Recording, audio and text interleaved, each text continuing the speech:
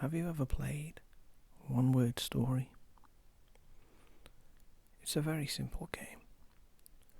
A few people take turns going around to make a sentence. Each person adds one word until the sentence is complete. Then someone says, period, and it's read back. It's actually pretty fun if you play with the right people. But I'm pretty antisocial and only have one or two friends. They don't like the game as much as I do, and so I use a random chat site to play with strangers. It's completely anonymous, so my identity is supposed to be safe. Anyway, it was late afternoon on a Saturday, and it was in the middle of a game when my apartment went dark.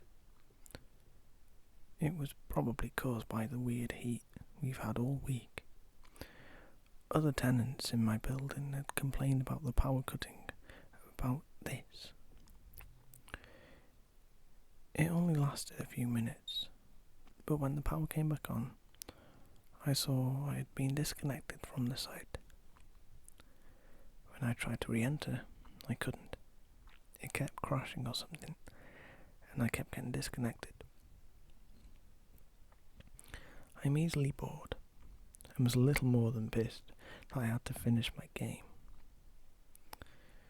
So I took to Google and searched chat room, anonymous, one word story. After 0.18223 seconds, I had 23,000 results. I scrolled down the page and tried a few sites out, but either the players weren't very good, or I was led to an anonymous sex chat site. It wasn't until the third page of results that I found something interesting. Microfiction.com. I clicked on the heading and entered the site. Then I logged in as a guest.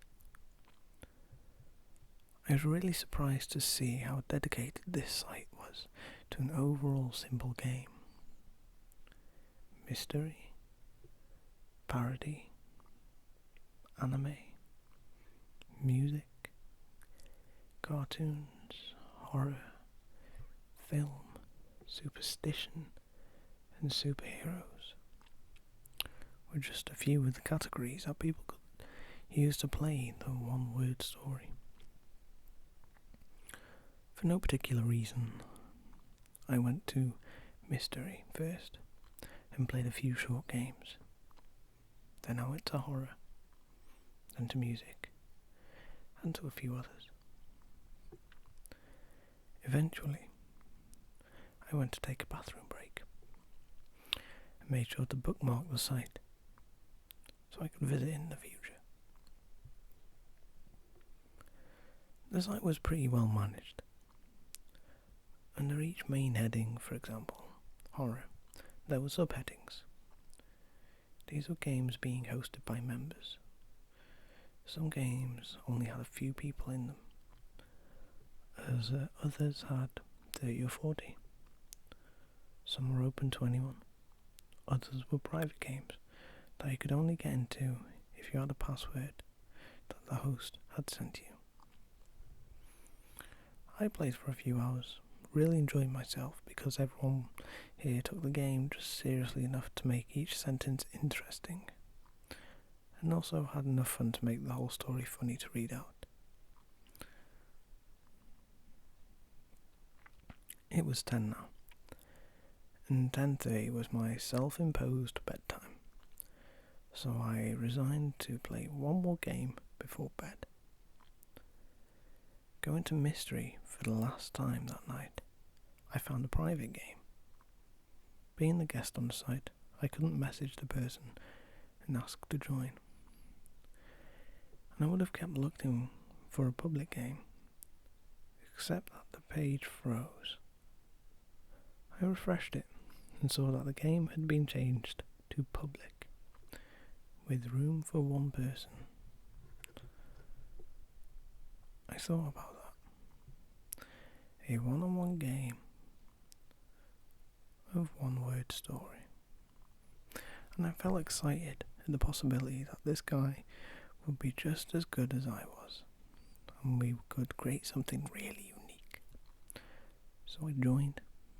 The host, username Doppelganger1221, went first.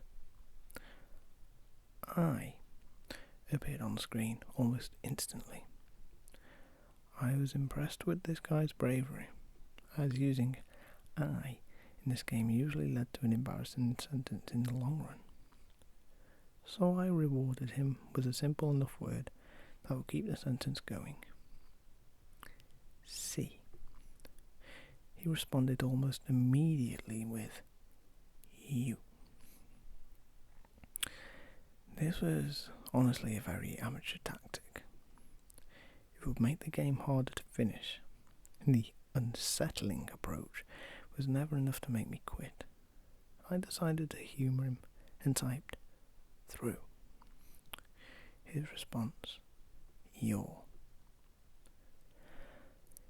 I thought about where the sentence was going and noticed that my living room window was still open from the afternoon.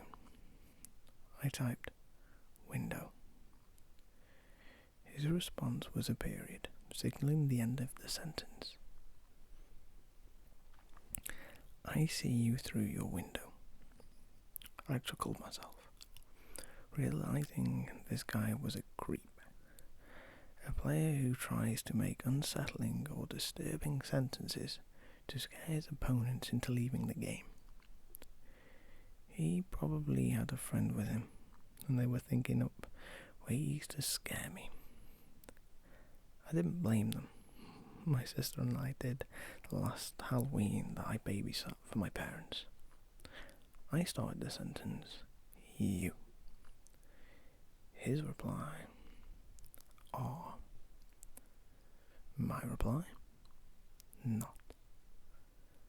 His reply, safe. My reply was a period, ending the sentence. You are not safe.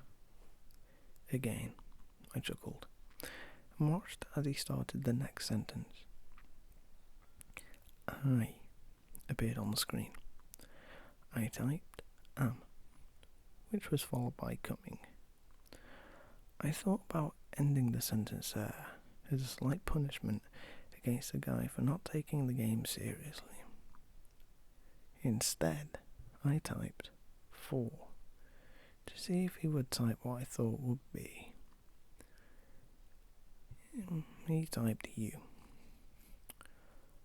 I was right on the money, and I typed period. I am coming for you. It wasn't funny anymore, just boring. There was a chat, so I used it to tell the guy to cut the creepy stuff out. I told him it wasn't funny, and if he didn't cut it out, I would leave the game. He actually replied, look out your window. That caught me off guard. But I did what I was told. Across the street, a light post had burnt out, which I hadn't noticed before. It was pretty dark, and I couldn't really make out any shapes. I turned back to the monitor. Doppelganger had typed I. And I saw in the chat that he posted another comment. Basically, he was telling me what to write. I was becoming fed up with him, but 10:30 was just 5 minutes away, so I reasoned to just finish, and did as he asked. I typed have. He typed a. I typed gun. He typed 2. I typed your. He typed head. I finished the sentence with period. I have a gun to your head. I sighed aloud and closed my eyes, stretching at my desk. I just wanted this game to be over. It was my turn, and he had sent me another list of words, so I typed I. He typed I typed at. He typed your, and I typed a window. He typed a period. I am at your window. Reading it aloud, I realised the game was over. We had made the story relate to our first sentence. Out of habit, I read every sentence aloud. I see you through your window. You are not safe. I am coming for you. I have a gun to your head. I am at your window. I finished reading and rested my head against my chair, yawning. I was drowsy and thought about sleeping in my chair when a loud cracking sound echoed across the empty street, and I noticed the crack that was spider webbing from the centre of my computer monitor.